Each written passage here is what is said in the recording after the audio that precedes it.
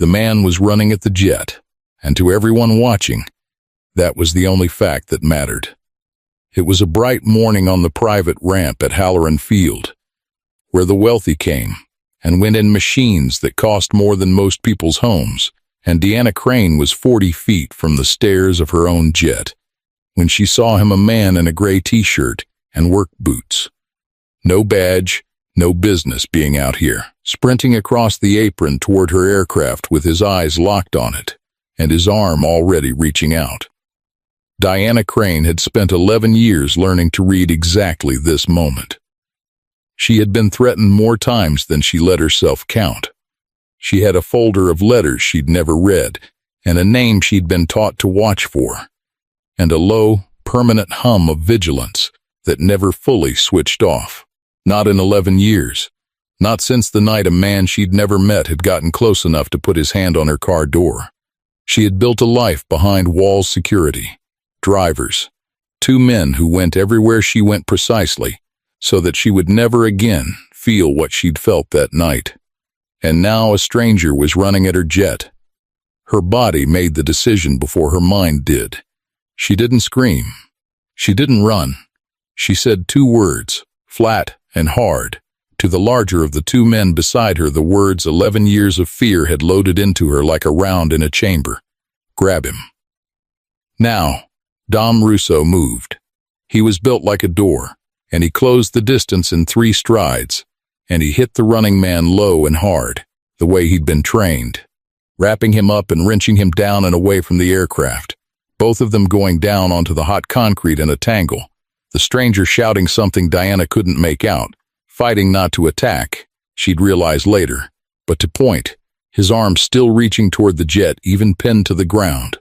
It's leaking. The man was yelling.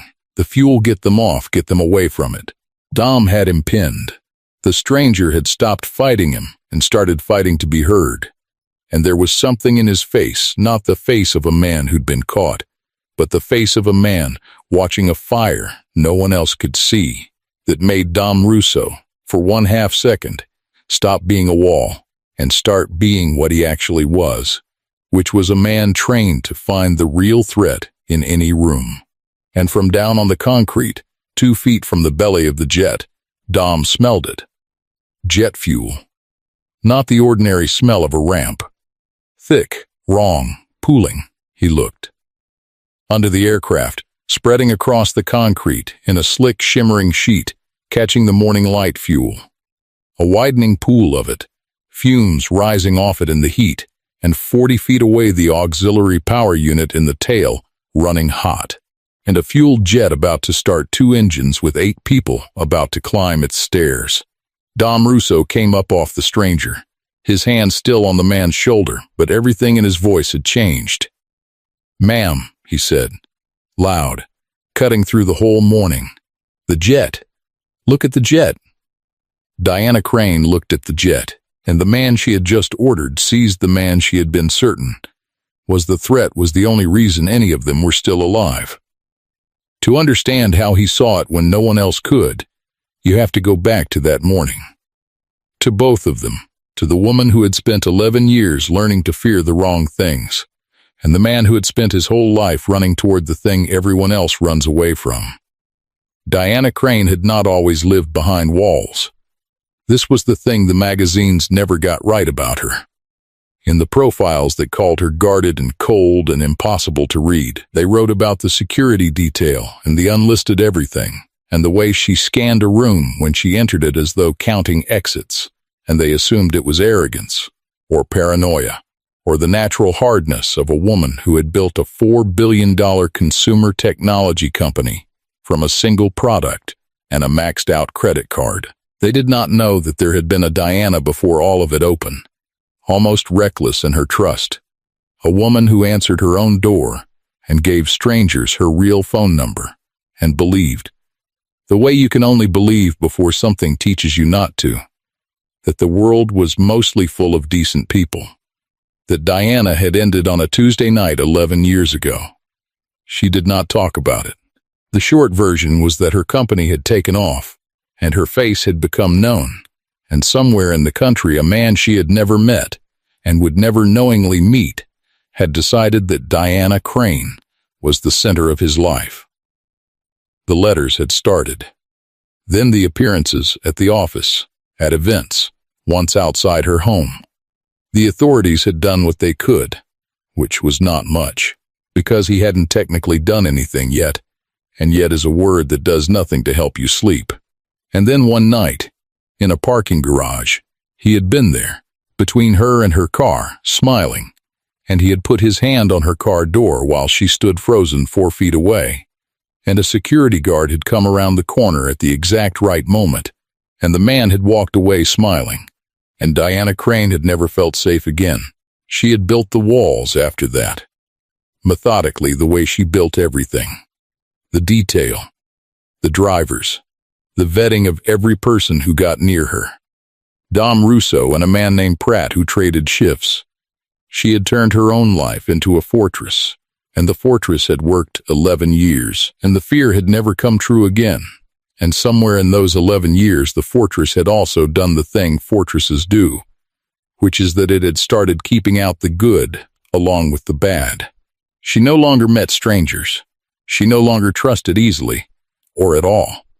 She had learned to look at every unfamiliar person and ask, automatically before anything else, "Are you a threat?" It was a question that had kept her safe. It was also a question that was about to nearly get an innocent man killed and blind her to the actual danger 40 feet away. That morning, she had been in a hurry, which made the walls worse, because hurry and fear are the same chemical, and she ran on both.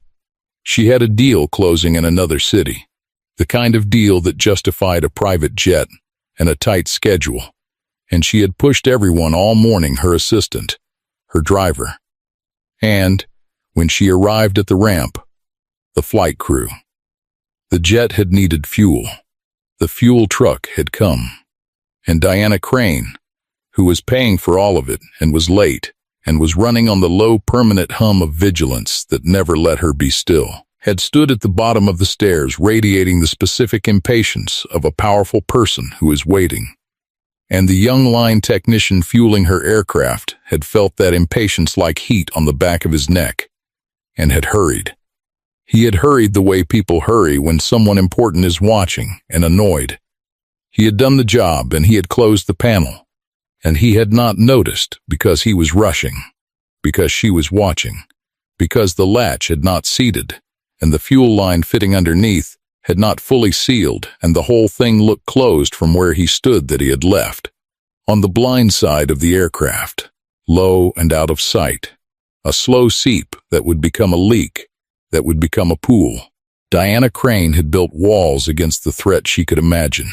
She had no walls at all against the one she'd helped create by standing there, impatient, hurrying a frightened kid through a job that should never be hurried. And then a man in a gray t-shirt had come running across her ramp, and every alarm 11 years had installed in her had gone off at once, and she had said the 2 words, "Grab him." Now Tom Vega had a nose for fuel, the way some people have an ear for a wrong note in a song. It was not a gift. It was a scar. You did not get a nose like Tom's from talent. You got it from 16 years as an aircraft rescue firefighter. 16 years of training your whole nervous system to detect, in the half second before anyone else, the one smell that means everything is about to go wrong. Jet fuel where jet fuel shouldn't be. The Swedish heavy reek of Jet A pooling on hot concrete. Tom could smell it across a ramp, on the wind, under the ordinary smells of an airport, the way a mother can pick her own child's cry out of a playground full of children. His body reacted to it before his mind did. It tightened him. It turned him toward it. 16 years had built a man whose deepest reflex, when everyone else's instinct was to move away from danger, was to move toward it. He was 43. He worked the fire station at Halloran Field, the airport's own rescue and firefighting crew, the men and women who sit in the big trucks at the edge of every runway, mostly invisible, mostly bored, existing entirely for the worst day that everyone hopes never comes. It is a strange job. You train relentlessly for an emergency you pray never happens. And the measure of your career is how many times you don't have to do the thing you're best at. Tom had done the thing a handful of times in 16 years. He had pulled people out of small aircraft that had gone off runways. He had stood between fuel and fire with a hose and held the line. He had, more times than he could count, been the calm at the center of someone's worst moment. His wife had done the same job, in the same city for a structural department across town. Her name had been Elena. They had met the way two firefighters meet at a mutual aid call. A bad one. Both of them filthy and exhausted at 4 a.m, and Tom had said something that made her laugh when nothing should have been funny. And that had been that. They had been a firefighter family. Two people who ran toward fire for a living, who understood each other's strange calling the way only another one of them could, who had a daughter and built a life around the radios and the shifts and the unspoken knowledge that one day one of them might not come home. Elena hadn't come home 4 years ago. A residential fire. A flashover, the thing that kills firefighters, the moment a room full of superheated gas ignites all at once. She had been inside getting a family out, and she had gotten them out. All of them. And the building had taken her on the way back. She had died doing the exact thing she had given her life to, saving people she had never met. And Tom Vega had buried his wife with full honors and a folded flag, and had gone home to an 8-year-old daughter, and had become, in a single day, a single father who still ran toward fire for a living. Lucy was 12 now, and Lucy was not okay with what her father did. This was the quiet grief at the center of Tom's life, the one he couldn't fix. His daughter had learned, at 8 years old, that running toward fire is the kind of job that takes a parent away forever. She had learned it in the worst possible way. And so Lucy lived with a fear that no 12-year-old should have to carry the knowledge, every single shift, that her one remaining parent put on gear and got in a truck and waited for the chance to do the thing that had killed her mother. She didn't say it often, but it was there, under everything, in the way she texted him home safe, after every shift, in the way she'd gotten quiet and watchful, in the way she sometimes looked at him with Elena's eyes, and a fear Elena had never had time to feel. That morning, Tom was off shift, in his civvies gray t-shirt, work boots, a regular man, and he had driven to the terminal side of the field to pick Lucy up. She'd spent a week with Elena's parents 2 states over, flown back on a small commuter flight, and Tom had come early because he always came early, and he was standing near the edge of the ramp where you could watch the aircraft come and go, killing time, when the wind shifted. And Tom Vega's whole body went cold and tight and certain, the way it had 16 years of training to do. Jet fuel. Wrong, heavy, pooling. He turned toward it before he thought. Across the ramp, a sleek private jet sat at the foot of its boarding stairs, an auxiliary power unit running hot in its tail, well-dressed people beginning to gather to climb aboard, and underneath it, on the side away from all of them, where not one of them could see it, the morning light was catching on something spreading across the concrete. Tom didn't decide to run. 16 years decided for him. He just ran. He knew exactly how it was going to look, and he ran anyway. That was the thing about Tom Vega that the people on that ramp would never fully understand. In the 2 seconds it took him to start moving, his trained mind had already run the whole calculation. A strange man in street clothes, sprinting at a billionaire's private jet, no badge, no warning, was going to read to every person out there as exactly one thing. And that thing was threat. He knew there'd be security. He knew what security does. He knew he was about to look like the most dangerous person on that ramp, and he ran anyway, because the alternative was to stand there being careful about how he looked, while 8 people climbed into a fuel air bomb. Because that's what it was. Tom could see the whole picture the way only 16 years lets you see it. A pool of jet fuel, spreading, vaporizing in the morning heat, the auxiliary power unit, running in the tail-hot exhaust, an ignition source. Right there. The main engine's about to start. Hot brakes from the taxi in. Static electricity. Any one of a dozen sparks, and that pool of fuel becomes a pool of fire, and a pool of fire under a fueled aircraft, with the stairs down and people boarding, becomes the kind of event that Tom had spent his entire career training to prevent, and his wife had died inside of. He had maybe seconds, not minutes. Seconds. There was no time to find a guard and explain. There was no time to be careful about how he looked. So he sprinted across the apron, straight at the jet, yelling, his arm out, trying to do the only thing that mattered, which was to get those people away from that aircraft now, and a powerful woman at the foot of the stairs, 11 years deep in a fear he knew nothing about, saw a stranger charging her jet, and said 2 words, "Grab him." Now Tom never saw Dom Russo coming. He was focused entirely on the jet, on the people, on the seconds running out, and the impact took him completely off his feet, a freight train tackle, a wrenching of his whole body down and back and away from the aircraft, the hot concrete coming up to meet him, the air leaving his lungs. For a moment he couldn't breathe. For a moment all he could do was fight not to hurt the man on top of him. He understood even then that the man was just doing his job, but to point, to keep his arm reaching toward the danger, to make them understand before it was too late. It's leaking. He got out, fighting for the air to say it. The fuel, get them off, get them away from it. And here is where it could have gone the other way. Here is where, in 10,000 other versions of this morning, the security man holds the line. The stranger keeps shouting. Precious seconds bleed away, while everyone treats the wrong man as the wrong threat, and the spark finds the fumes.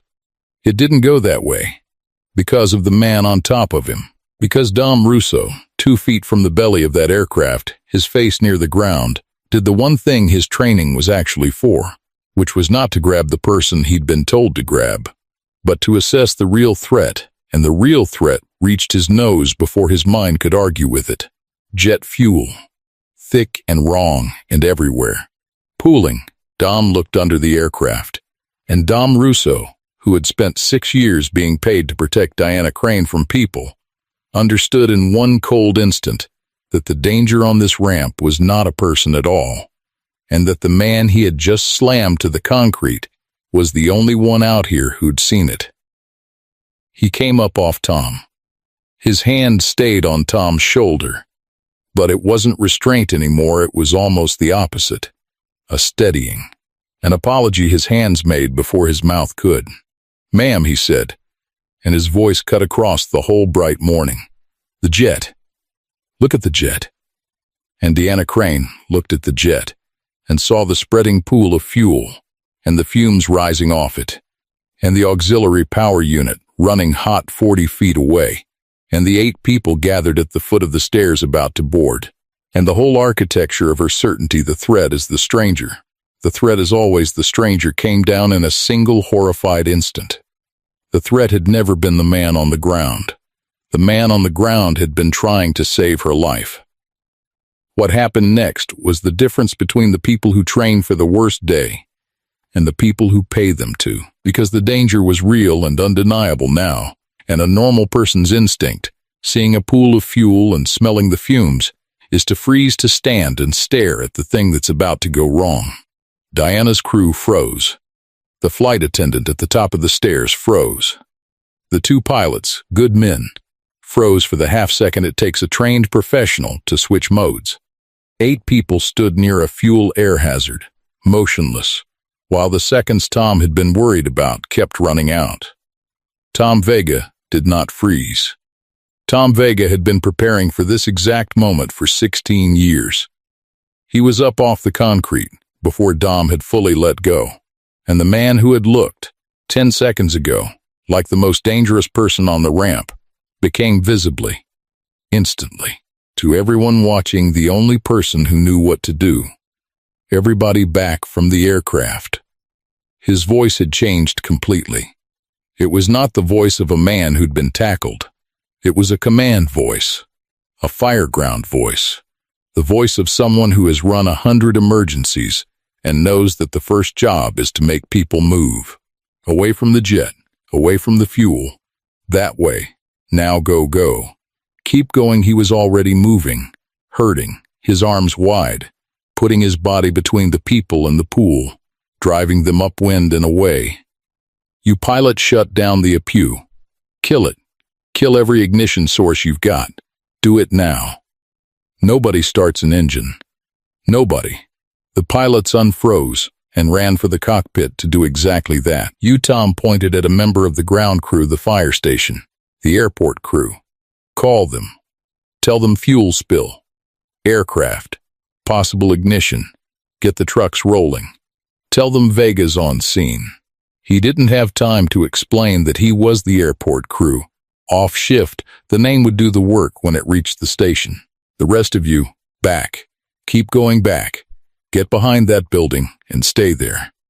He moved through it with a calm that was almost eerie, and the calm was the thing that saved them as much as the knowledge, because panic spreads, but so does steadiness, and Tom Vega had spent 16 years learning to be the steadiest thing in a place where everything was on fire. He got the people clear. He got the ignition sources killed. He kept everyone upwind of the fumes. He positioned himself the whole time between the danger and the people, the way he'd done his whole life, the way Elena had done it the last time. The auxiliary power unit spun down to silence. The pool stopped spreading as the leak, the unsealed fitting, the latch the rushing kid hadn't seated, finally emptied what was going to empty. No spark found the fumes. The trucks rolled in from the fire station 90 seconds later. His own crew, who took one look and recognized the off-shift man in the gray t-shirt running their scene, and fell in behind him without a word. And they foamed the spill and made the aircraft safe, and the worst day that everyone trains for, and praise never comes, did not come. Because one man on that ramp had smelled it, and had run toward it, and had been willing to look like a threat to be a help. When it was over, when the foam blanket lay white across the apron, and the fumes were knocked down, and the 8 people stood safe behind the building, Tom Vega stood in the middle of it, breathing hard, and for the first time since the wind had shifted, he let himself feel the thing under the adrenaline, which was that he had nearly watched 8 strangers die the way his wife had died, and he had not let it happen. Diana Crane stood 30 feet away and looked at him. She had ordered this man slammed to the ground. She had been so certain. And he had gotten up off the concrete she'd put him on and saved every single person she'd been trying to protect, including her. Dom Russo reached Tom first. The bodyguard stood in front of the firefighter, this enormous professional man, and for a moment he didn't say anything. Then he put out his hand. "I'm sorry," Dom said. "I did what I'm paid to do. I did it to the wrong man." Tom looked at the hand. Then he took it. "You did it to the right man, far as you knew," he said. "And then you looked. That's the whole job, isn't it? You looked when it counted. Most people don't." He held the bodyguard's eye. "You smelled it before I could make anybody hear me. You're the reason this ended the way it did, same as me. We did this together. Don't carry the tackle, carry the look." Something moved in Dom Russo's face. He had spent 6 years being a wall, and a stranger had just told him that the part of him that mattered was not the wall, but the man who'd seen the truth and said it out loud even when it contradicted his boss. Then Diana came. She walked across the foamed apron in shoes that had not been made for it, the most powerful person on that ramp, and she stopped in front of the man she had ordered seized. And Diana Crane, who had not apologized to anyone in years, who had built her whole armored life on never being the one who was wrong, found that she had no script for this at all. "I ordered them to grab you," she said. "It came out plain, because there was no other way it could come out. I saw you running, and I have spent 11 years being afraid of exactly that. A stranger moving fast toward me. I've taught myself to see a threat in it, And the one time the stranger was running toward the danger to save me, she stopped. I nearly had you hurt. For trying to keep me alive. You were scared, Tom said. Not absolving her, exactly. Just naming it true. Scared people guess wrong about who the danger is. It's the most human thing there is. He glanced at the white foam, the safe aircraft, the people behind the building. I knew how it'd look when I ran. I ran anyway, because looking like a threat for 30 seconds was better than 8 funerals. You reacted to how it looked. I don't hold it against you. But maybe, and here his voice gentled, maybe think about it. How many people you've had grabbed, or written off, or walked past, because they were moving fast, or looked wrong, or didn't have the right badge. Some of them were threats. Some of them, maybe, were the firefighter. Diana Crane stood very still, because he had reached, without knowing it, all the way down to the thing 11 years had built the question she asked automatically of every stranger. Are you a threat? The question that had kept her safe and kept her alone. The wall that had stopped the bad and the good alike. And it had, this morning, nearly killed her by pointing her at the wrong man. Who are you? She asked quietly. You knew what to do. All of it. The crew froze, and you ran it like I'm the airport fire crew, Tom said. ARF, aircraft rescue. I was off shift, picking up my daughter. The man you had grabbed off your jet does this for a living. Spends every shift sitting in a truck waiting for the day that almost happened just now. A faint, tired smile. You couldn't have known that. I was a guy in a t-shirt. That's kind of the whole point, isn't it? And then a voice cut across the ramp, young, high, terrified, a girl's voice. Dad? Dad. Lucy had come out of the terminal looking for the father who was supposed to be waiting for her, and had instead walked into the edge of a fuel emergency scene, fire trucks. Foam. Her father standing in the middle of all of it, and the 12-year-old who had lost her mother to exactly this kind of morning was running now, white-faced, toward the one parent she had left. Tom turned, and his whole command voice fire ground steadiness dropped away, and he was just a father. I'm okay, he said, catching her, going down to her level, holding her by the shoulders. Lucy, look at me. I'm okay. It's over. Everybody's okay. But Lucy Vega was shaking, and her eyes were full, and what came out of her was the fear she carried under everything, finally out loud, in front of strangers, because she couldn't hold it anymore. You ran toward it, she said. Didn't you? You always. That's what Mom did. That's exactly what Mom did. And Tom Vega had no answer for that, because it was true. He held his daughter on the foamed concrete while she cried, and he didn't tell her she was wrong, because she wasn't. Yeah, he said finally, quietly, into her hair. I ran toward it, same as Mom would have. He pulled back so she could see his face.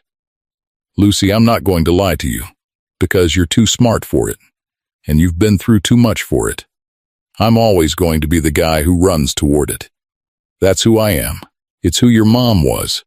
It's the thing that got those 8 people behind that building today, instead of in an ambulance. He wiped her face with his thumb. And I know what that cost you. I know it every single day. I know you text me home safe after every shift, and I know why. And I'm so sorry you have to carry that. I am. You shouldn't have to be scared for your dad. But I can't be a different man, baby, not even for you. The most I can promise you is that I will always, always come home if there is any way on God's earth to come home. The way your mom would have. The way she did. Every time. Until the one time the building wouldn't let her. Lucy held on to him. I don't want to lose you too, she said. I know. But she stopped, and something in the 12-year-old's face fought its way towards something older. Those people are okay because of you. All of them. You saw it when nobody saw it. I did. Mom would have been so Lucy couldn't finish it, and didn't have to. Yeah, Tom said. She would have. A little distance away, Diana Crane watched a firefighter hold his frightened daughter. And the walled-off woman who asked, "Are you a threat of every stranger on earth?" felt the walls, for the first time in 11 years, simply failed to hold. She did not write him a check. The instinct was there. Money was the language she reached for, the way she'd reached for security and walls, the tool she trusted. But she understood, watching that man and that girl, that a check would be its own kind of wall, a way to discharge the debt and stay safely behind the glass. And she had spent enough of her life behind glass. So she did the harder thing. She made sure the world knew what had nearly happened. And why not to shame the frightened kid who'd hurried the fueling? But because Diana Crane, who could move industries when she chose to, used every ounce of that power to make rushed fueling on crowded ramps the kind of thing that got caught before it became a pool of fire. She pushed it through her own operations, then through the trade groups, then loud and public until it stuck. So that the next impatient billionaire standing at the bottom of the stairs would not, without ever knowing it, nearly kill the people they were trying to protect. It would not bring her savior a dime. It would, quietly, over years, keep some number of strangers she'd never meet from a morning like this one. It was the first thing she'd ever built to protect people who weren't her. And she did one more thing, smaller and more personal, and she did it badly, because she was out of practice. She walked back over to Tom and Lucy, and she crouched down the CEO, in her ruined shoes, on the foamed concrete to the girl's level, the way the firefighter had, and she said, "Your dad saved my life today. And about 7 other people's. I came over here to thank him, and I don't actually know how, because I haven't needed to thank anyone in a long time. I've made very sure of that." She looked at Lucy. "I built my whole life so I'd never have to depend on a stranger. And then a stranger ran across a parking lot and saved me anyway. So I'm trying to learn how to say thank you. I'm not good at it yet." Lucy looked at her, this strange armored woman trying clumsily to be human. "You could just say it," Lucy offered. Diana Crane almost laughed. "Thank you," she said to Tom, holding his eye. "And I'm sorry. For the ground. For the certainty. For all the years I've spent deciding that men running across parking lots are the worst thing in the world." She paused. "Some of them are firefighters. Some of them are," Tom agreed. He took Lucy home in his truck, not a jet. A 10-year-old pickup with a fire department sticker peeling off the back window, and his daughter's worried texts still in his phone. They didn't talk much on the drive. Lucy sat close to him, closer than a 12-year-old usually sits, and at a red light she reached over and held his arm. The way she had when she was small, and Tom let her. "You hungry?" he asked. "Yeah, pancakes? For dinner?" Disgusting, wrong breakfast for dinner pancakes? A small, watery laugh. "Mom hated when you did that. Mom secretly loved when I did that." "Yeah," Lucy said. She did. They drove home. The man who ran toward fire, and the girl who had to love him anyway. And somewhere behind them a billionaire stood on a foamed ramp beside her bodyguard, looking at a safe airplane and a white blanket of foam, and an empty patch of concrete, where a stranger had been willing to look like a threat to keep her alive, and beginning, slowly, badly, 11 years late, to wonder what else she'd been keeping out. We are very bad, as people, at knowing where the danger actually is. We think we're good at it. We think our fear is a kind of radar, that the thing that makes us flinch is the thing that means us harm. And so we build our walls facing the direction we're afraid of: the stranger, the fast movement, the person who looks wrong or runs toward us or doesn't have the right badge, and we feel safe behind them.